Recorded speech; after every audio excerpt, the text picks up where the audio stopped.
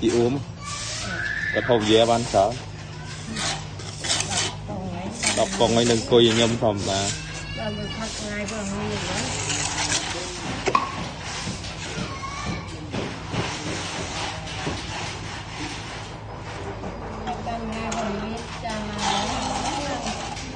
nhóm đôi cái lá kết đang coi nè bạn chui đôi cái lá kết đấy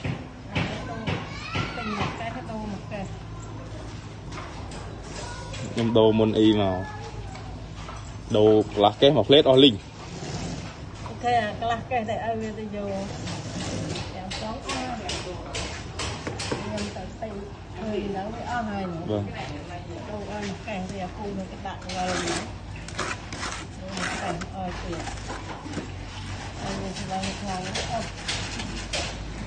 ơi ta sẽ đang nói